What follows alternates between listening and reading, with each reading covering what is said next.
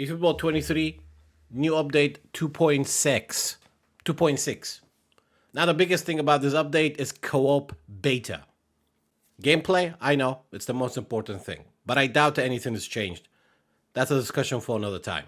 Now, apart from the new phase, nominating contract and packs and etc., we're gonna go through some other stuff that is new.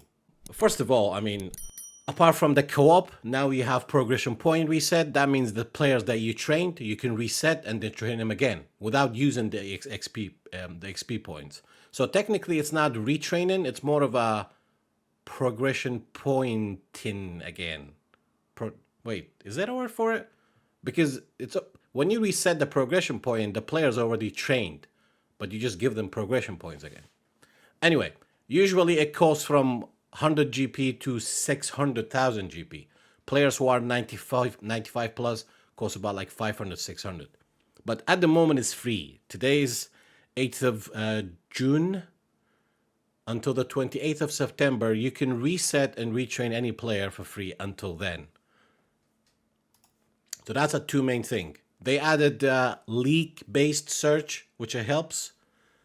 And then last but not least, they have added, that's what we got. What else we got? There are some note patch. I kind of have no hope with note patches, to be honest. Every time I read it, certain thing is it's just good on paper. Free reset progression points, yep. League player match filter, pass and trap gameplay fix, some cosmetic with boot, stadium, etc. Co-op beta. And we also have so many. I mean, I opened up my inbox. It was raining. Free Jordi Hamster, Sergio Biscuit, Skill Trainer. I don't know, man. I had about 36 items in my inbox. These standard player card tickets, they should just remove it, man. It's absolutely no use. We got a free pack, of course. I actually got Alexander Arnold with a free one. So, I don't know. Was it just me getting all that kind of stuff? I think if you played continuously or if you logged in every day, you've played your division, you made it to Div 1, you get all this basically. Yo, Precision, I love this about this gift, man. This is me when I try and have a power nap before the stream. This is me waking up at 5 a.m. And yeah, at the moment it's Thursday. Let's not talk about that. This is just a new. I have to say this has to be the worst nominating contract. I mean, just quickly, apart from Kim, I doubt any of these guys, unless you don't have anything better. But anyway, as you can see with the note patch here, the AI implementation, there was an issue, blah, blah, blah, blah. You guys on YouTube can link you up. You can go through it. Most of you guys already know. It's within the game anyway. If you hit option button and you go to information, all this information is there. Gameplay enhancement. There are certain things being changed, which is worth paying attention to it. Another thing with this current update, we have planned special player list. We're going to get Francesco Totti, Epic, Italy version. He's not going to be a game changer, but my favorite player. We're going to have Cannavaro again, Kagawa, Kubo, and we have MP players. Updated match pass, yes, all that jazz.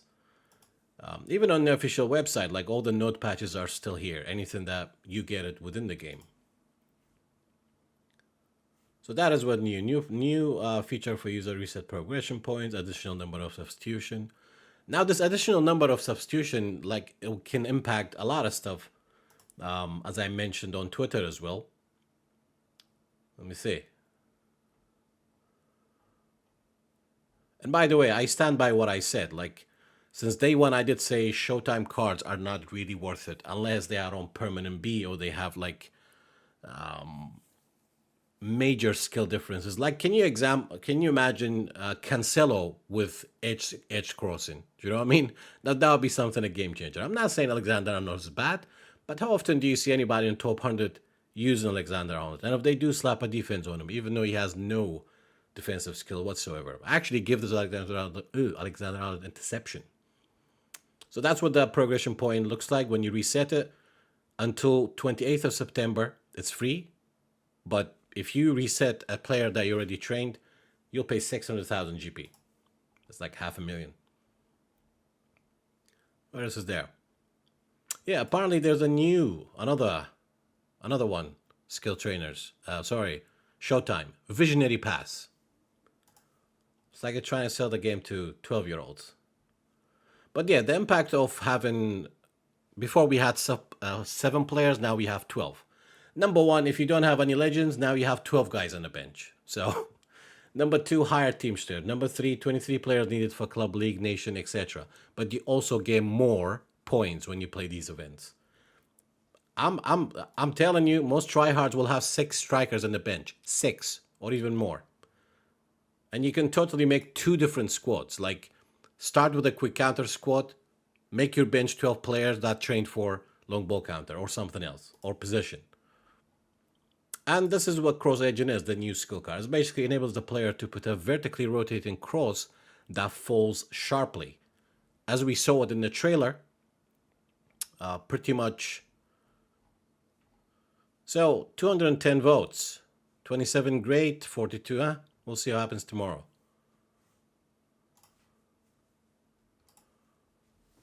If you can see in this trailer, dude, the way Alexander-Arnold crosses, right? I mean, this could be a little bit effective in a way because this isn't about, second half when you're leading, you're not defending, you're not forcing to get a goal. You don't need to do 60-degree no scope, phenomenal finishing. Alexander-Arnold is already a good crosser. He has got lofted pass, pinpoint cross, and all that jazz. But look at how the ball kind of goes down. And you can do that simply around the box or doing an early cross with L1. So that means this is like cutback tapping next level. Even Messi will be dangerous, right? Because usually if you don't have tall guys, you just do a pass on the ground, triangle. Ground passes, right? I mean, most 90% of the goals are kind of conceded by cutback tappings. And most of the time it's not assisted by midfielders or fullback. It's just strikers with bad passing. This is how this game is really. Like, you will have Mbappe on the flank crossing with his right foot. Mbappe is good bad passing. Mbappe is, do you know what I mean? So it's weird. So in my opinion, none of the show times are worth it in the long run.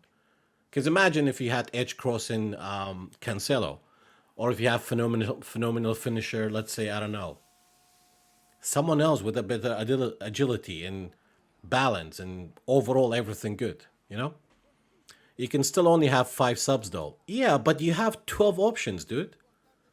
Like, let's not just talk about, like, I have full legend team, dude. Like, I'm not even bothered. I have full legend team. I don't even need sub most of the time. I don't just run. The point is, it's good for people who don't have any legends. You have all players on C form, well, you got the entire squad in the bench. So, yeah, you cannot kind of put on 11 players. But if one, let's say half of your team are out of form, at least you have 5 more options. So it's going to be very difficult. Whether you have a full legend team, full OP players, people will have 12 players on the bench. And most of the time, I'll use players with like E-form. They were still doing just fine. So let's get into... I think when it comes to co-op, you just go to the authentic match. You go to the friendly match, right? We'll play co-op later on. Some people were talking nice about the co-op user interface. I mean, based on what I've seen, it just feels like a lot of things being taken from like old PES, if you know what I mean, when co-op existed. Because I had a bunch of people actually not finding out where co-op is. The user interface is too complicated. It's like a outdated 20-year-old mobile user interface. How can you not find co-op, man? Come on. Un momento. You can take more risk and stick someone standard from the bench, and I mean variation, and see players you wouldn't normally see. Exactly. Like recently, I faced a player, a Bayern Munich centre back, who was a legend B form. You can get him for free on eFootball shop. This guy is not that fast, but his defensive work, his defensive positioning is solid.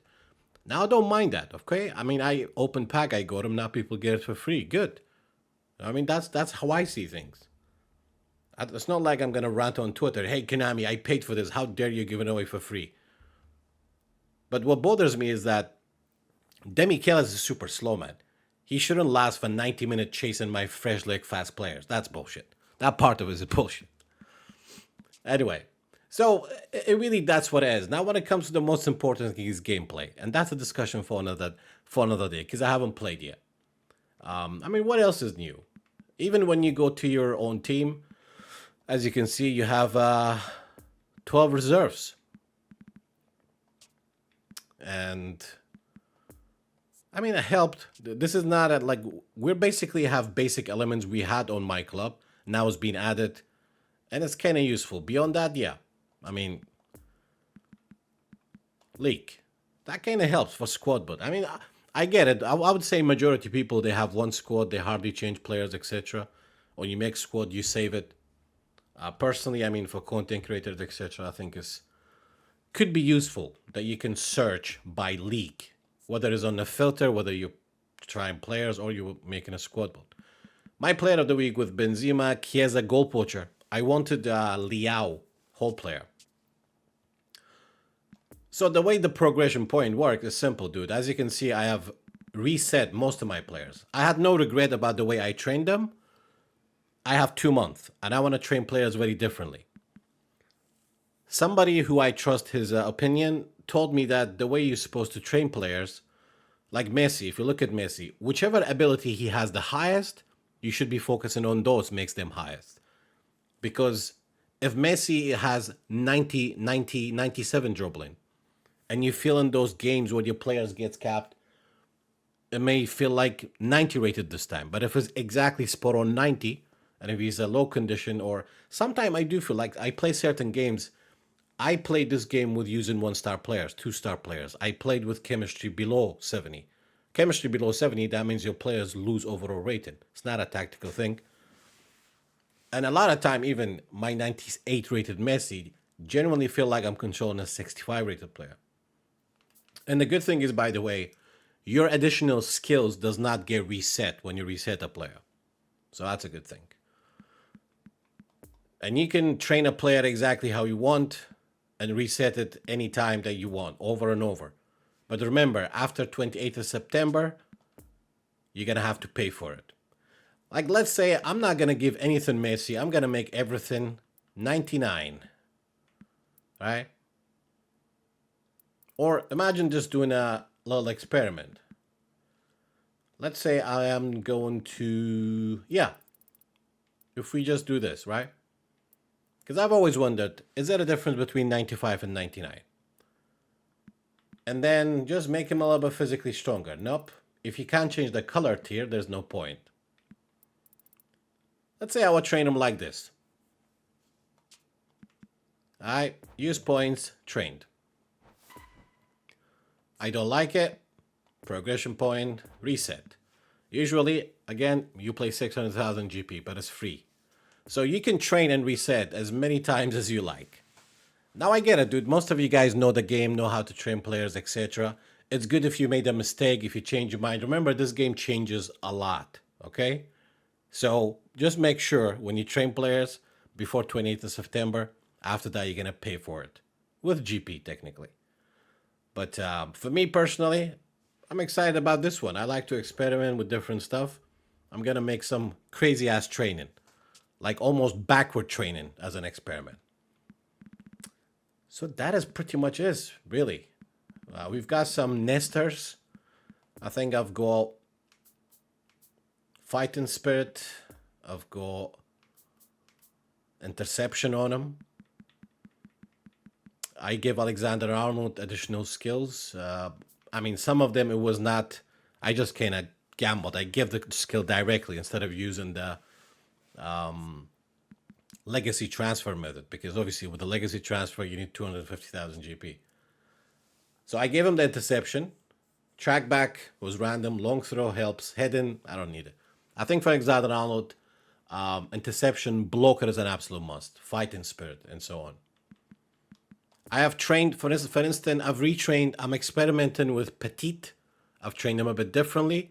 This time I gave him 80 speed, 80 acceleration and that, because he's not a defensive-minded box-to-box. There are many players I've trained differently. Gilberto. I trained him differently. I gave him no speed, nothing but defense. While the players I've trained differently. Lundberg, I just gave him 90 acceleration, 90 speed. Because I want to see if I can feel his dribbling. Because the way I trained him before, he had 85 plus dribbling. While the players I've retrained. Obviously, I'm going to reset these training, not keeping them. With him, yeah. 80, 80. I mean, he's one of the best defenders actually at the moment. Patrick Vieira. I've trained him differently this time. I gave him 80 acceleration, 80 speed. Before this, I gave him like more defensive work. And to be honest, I've used him like that a little bit. I prefer this one. Like, it always looks good when he has like 90 plus tackling, 90 plus defensive engagement. But this is really good. Those of you guys who train Rekard as a center back, how much acceleration you gave them? I know a lot of you guys use them there. Dennis Irwin, this time I trained him differently. I gave him no speed whatsoever. I made him based on defense and technique. Let's see how he is. If he is still running, because I've used Dennis Irwin for over 100 games, and before this I gave him 80 speed, 80 acceleration. So I want to see how much does the speed is going to impact. How much I'm going to sense it and feel it. Other players that I retrained as a test. In fact, we'll do this for later because first we're going to play the online cup, which we need to use Premier League players. I want to train Puyol differently this time, for example. Ideally, if I want to train him, that I want to keep him, you know, I would pretty much do this. I use him with long ball counter, give him some physicality. I think he needs a bit jump because he's short. We can leave it 88. In form, he's going to have it higher. Pretty much I would kind of train him like this, really.